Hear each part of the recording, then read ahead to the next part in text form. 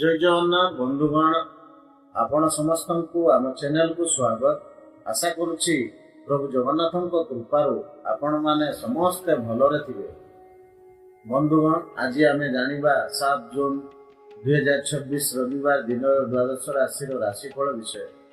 यही दैनंदिन राशिफल चंद्रंक गोचर गणना उपर आधारित जहाँ आम जीवन में गभीर प्रभाव पकाई थाए। तेरे भिडियोटी को शेष पर्यंत निश्चय देखंतु। आगो को बढ़िबा पूर्व जदि आपण आम चैनल को प्रथम थर पई आसीछंती तेबे तळे थिबा लाल रंगर सब्सक्राइब बटन को दबाई चैनल को सब्सक्राइब करंतु एवं पाखरे थिबा घंटी बटन को दबाई ऑल सिलेक्ट करंतु, जहा द्वारा आमर प्रत्येक वीडियो आपण सर्वप्रथमे पाई परिबे। आजिर पंचांग और शुभ बेला आसतु सर्वप्रथमे जानिबा आजिर तिथि नक्षत्र और शुभ समय विषय। तिथि नक्षत्र आज हेउछि ज्येष्ठ कृष्ण पक्ष सप्तमी तिथि, जहाँ रात्रि 3:25 गति करी अष्टमी हेबो। नक्षत्र आज धनिष्ठा नक्षत्र दिबा 7:56 पर्यंत रहिबो। एहा परे शतभिषा नक्षत्र आरंभ हेबो। चंद्र राशि आज चंद्र कुंभ राशि रे अहोरात्र अवस्थान करिवे। श्राद्ध आज सप्तमी एकदिष्ट पार्वण श्राद्ध। सूर्योदय सूर्यास्त आज सूर्योदय प्रातः 5:10 एवं सूर्यास्त संध्या 6:34 हेबो। शुभ बेला आज शुभ समय प्रातः 5:05 रु 8:39 पर्यंत रहिबो। घात चंद्र और 12 आज मिथुन और मीन राशि पुरुष एवं मीन राशि महिला मानक पई घात चंद्र रही। आज मेष राशि घात 12। आज ताल खाइबा निषेध अटे। बंधुगण आसतु जानिबा 12 गोटी राशि राशिफल विषय। मेष राशि व्यवसाय क्षेत्र में किछि अप्रत्याशित लाभ मिलिबार संभावना अछि। पूर्वरु करिथिबा परिश्रमर शुभ फल पाइबे।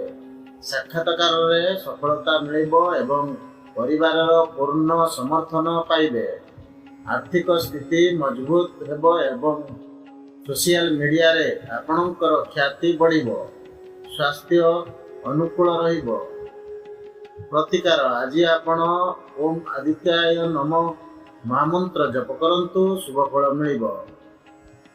वृष राशि आपणक कर्मठता व्यवसाय रे लाभ आनिदेव। उच्च अधिकारी आपणक निष्पत्ति नेबा क्षमता रे प्रभावित हेबे।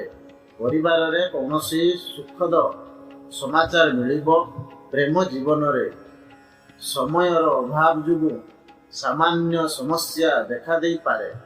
स्वास्थ्य भल रहिबो एवं आपण शारीरिक शक्ति रे पूर्ण रहिबे। आजिर प्रतिकार आपण गोमाता को किछि खाइबा को दियंतु शुभ हेबो। मिथुन राशि आज समस्त कार्य सहजरे संपन्न हेबो। भाग्य आपणक सपक्ष रे रहिबो।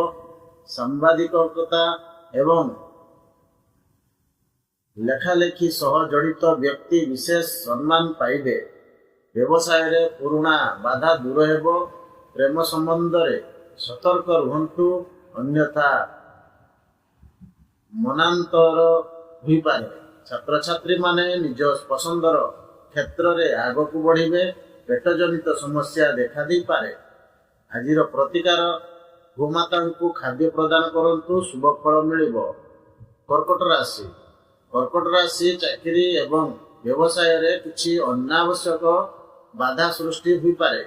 निज बाणी उपरे नियंत्रण रखंतु। रोजगार परिवर्तन पाई समय अनुकूल नुहे। अत्यधिक खर्च जुगु मानसिक चिंता बढ़ी पारे, किंतु पितामाता आशीर्वाद रु समस्यार समाधान हेबो।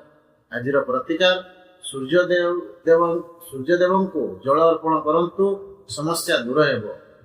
सिंह राशि आज मित्र मानक संख्या वृद्धि हेबो एवं कार्यक्षेत्र रे बंधुंक सदस्यता मिलिबो। सामाजिक प्रतिष्ठा बढ़िबो। विवाह पाई चेष्टा करुथिबा लोकंकु शुभ खबर मिली पारे। ଆର୍ଥିକ ସ୍ଥିତି ସୁଦୃଢ଼ ହେବ। ସ୍ୱାସ୍ଥ୍ୟ ସମ୍ବନ୍ଧୀୟ ଛୋଟ ଛୋଟ ସମସ୍ୟା ଦେଖାଦେଇପାରେ। ଆଜିର ପ୍ରତିକାର ଓଁ ରାମଚନ୍ଦ୍ରାୟ ନମଃ ମନ୍ତ୍ର ଜପ କରନ୍ତୁ, ଶୁଭ ଫଳ ପାଇବେ। କନ୍ୟା ରାଶି। କନ୍ୟା ରାଶି କାର୍ଯ୍ୟକ୍ଷେତ୍ରରେ ସଫଳତା ମିଳିବ। ଆପଣ ନିଜ ବୁଦ୍ଧି ବଳରେ ଶତ୍ରୁମାନଙ୍କୁ ପରାସ୍ତ କରିବେ। ପରିବାରରୁ ଏବଂ ଭାଇ ଭଉଣୀଙ୍କ ଠାରୁ ପୂର୍ଣ୍ଣ ସହଯୋଗ ମିଳିବ। ପ୍ରେମ ଜୀବନରେ ନୂଆ ଉତ୍ସାହ ଅନୁଭବ କରିବେ। ଆତ୍ମବିଶ୍ୱାସ ବୃଦ୍ଧି ପାଇବ ଏବଂ ସ୍ୱାସ୍ଥ୍ୟ ଅନୁକୂଳ ରହିବ। ଆଜିର ପ୍ରତିକାର ମାତା ଲକ୍ଷ୍ମୀଙ୍କର ଉପାସନା କରନ୍ତୁ, ଶୁଭ ଫଳ ପ୍ରାପ୍ତି ହେବ। ବନ୍ଧୁଗଣ, ତୁଳା ରାଶି। ତୁଳା ରାଶି ଉଚ୍ଚ ଅଧିକାରୀଙ୍କ ଠାରୁ ପ୍ରୋତ୍ସାହନ ମିଳିବ। ପ୍ରତିରକ୍ଷା ବା ରକ୍ଷା କ୍ଷେତ୍ରରେ ଥିବା ବ୍ୟକ୍ତିମାନେ ଯଶ ଅର୍ଜନ କରିବେ। କାର୍ଯ୍ୟକ୍ଷେତ୍ରରେ ଷଡ଼ଯନ୍ତ୍ର ଠାରୁ ସାବଧାନ ରୁହନ୍ତୁ। କ୍ରୋଧ ଏବଂ ଜିଦ୍ ଉପରେ ନିୟନ୍ତ୍ରଣ ରଖିବା ଆବଶ୍ୟକ। ଯାନବାହନ ଚଳାଇବା ସମୟରେ ଏବଂ ଅଗ୍ନି ବ୍ୟବହାର ବେଳେ ସତର୍କ ରୁହନ୍ତୁ। ଆଜିର ପ୍ରତିକାର ହନୁମାନ ଚାଳିଶା ପାଠ କରନ୍ତୁ, ସମସ୍ତ ବିପଦ କଟିଯିବ। ବନ୍ଧୁଗଣ, ବିଛା ରାଶି।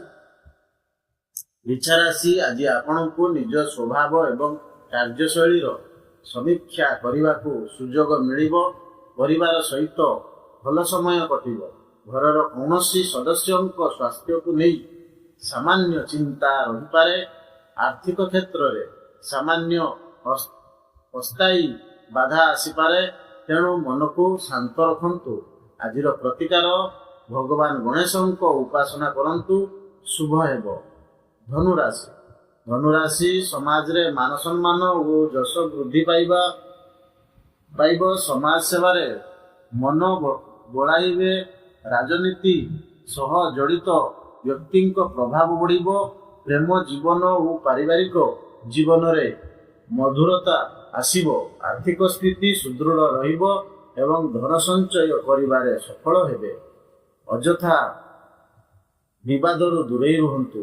ଆଜିର ପ୍ରତିକାର ସୂର୍ଯ୍ୟ ନାରାୟଣଙ୍କୁ ତିଳ ମିଶ୍ରିତ ଜଳ ଅର୍ପଣ କରନ୍ତୁ। ବନ୍ଧୁଗଣ, ମକର ରାଶି। ମକର ରାଶି ଆପଣଙ୍କ ବାଣୀର ମଧୁରତା ସମସ୍ତଙ୍କୁ ଆକର୍ଷିତ କରିବ। ବ୍ୟବସାୟରେ ଲାଭର ନୂଆ ସୁଯୋଗ ମିଳିବ। ସମ୍ପତ୍ତି ସମ୍ବନ୍ଧୀୟ ବିବାଦର ସମାଧାନ କୌଣସି ବ୍ୟକ୍ତିଙ୍କ ମଧ୍ୟସ୍ଥରେ ହୋଇଯିବ। ଜୀବନସାଥୀଙ୍କ ସହ ସମ୍ପର୍କ ମଜବୁତ ହେବ।